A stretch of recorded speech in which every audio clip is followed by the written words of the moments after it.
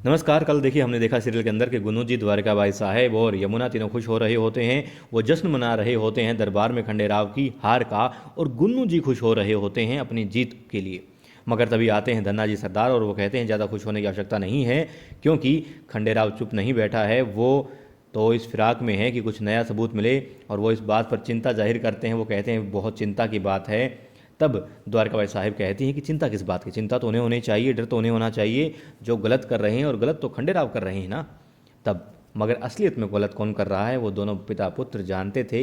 इसलिए फिर वो बात को बदलते हैं। वो कहते हैं मैंने खंडेराव को भड़काने की कोशिश की अहिल्या के बारे में, मगर मैं नाकाम रहा। और खंडेराव सिर्फ अहिल्या के कहने से ही वहाँ दरबार में ये बात लेकर नहीं गया था, यानी कि वो अपने दिमाग से सोचने लगा है और इस तरह की बात कर रहा था कि वो बड़ा हो गया है। और वो दिन दूर नहीं जब खंडेराव बहुत बड़ी मुश्किल बन सकता है, क्योंकि वो बच्चा नहीं रहा, समझदार होता जा रहा है, यानी कि वो बड़ा खतरा बनता जा रहा है। अब यमुना बाई बीच में आती है और द्वारकाबाई साहेब को भड़काती है खंडेराव और अहिल्या के खिलाफ। तभी पिता पुत्र भी खुश होते हैं कि हाँ, हमारा एक और साथी है यहाँ पर जो अहिल्या और खंडेराव को रास्ते से हटाना चाहता है।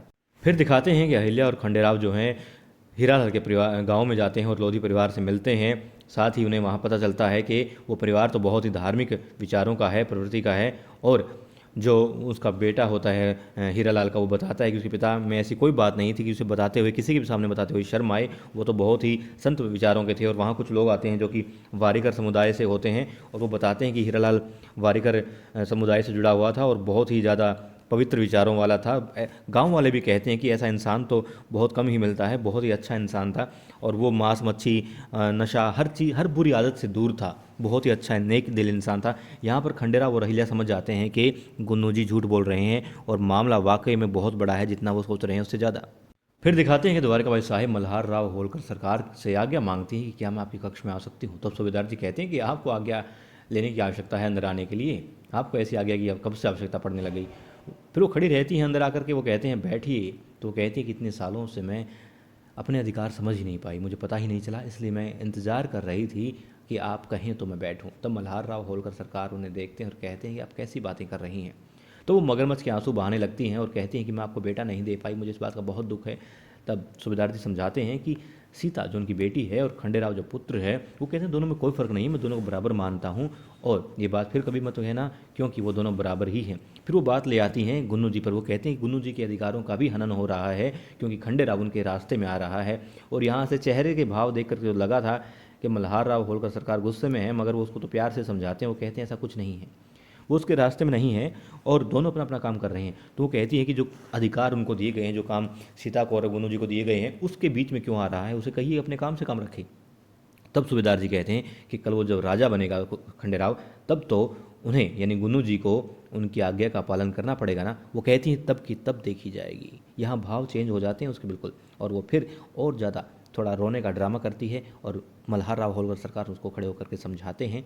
फिर द्वारकाबाई साहिब वहाँ से चली जाती हैं और सूबेदार जी भी उस कक्ष से बाहर गौतमबाई साहिब के कक्ष में चले जाते हैं और वहाँ पर वो चिंतित दिखाई देते हैं। तो गौतमबाई साहिब कहती हैं कि आप भी किसके बारे में बात कर रहे हैं। द्वारकाबाई साहिब तो यूं ही भावुक हो जाती हैं, छोटी छोटी बातों को बड़ा बना लेती हैं, वो जल्द ही सहज हो जाएंगी। और हम ऐसा करते हैं कि सीता और गुन्नू जी को खाने पे बुला लेते हैं और मैं कुछ दागिने यानी कुछ गहने भी बना लूँगी उनके लिए, तो इससे द्वारकाबाई साहिब भी खुश हो जाएंगी और सीता भी खुश हो जाएगी।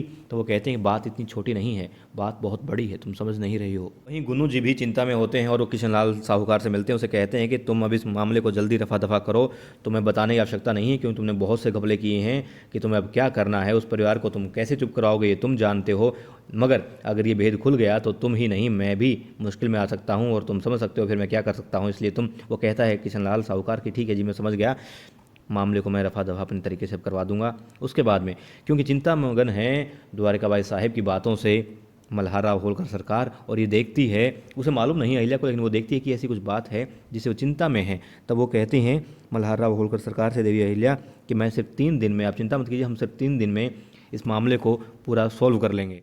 और यहाँ पर एक बात है, हम लोगों को वाकई में लग रहा था कि सीरियल थोड़ा खींच रहे हैं, वहीं अहिल्या देवी ने ये कह दिया कि 3 दिन में। वो 3 दिन वो कब पूरे करते हैं, एक एपिसोड में करते हैं या ज़्यादा में करते हैं, वो अलग बात है, लेकिन मामला सॉल्व तो होना चाहिए ना। बहुत दिन हो गए गुन्नू जी को छिपते हुए, चालाकियाँ करते हुए।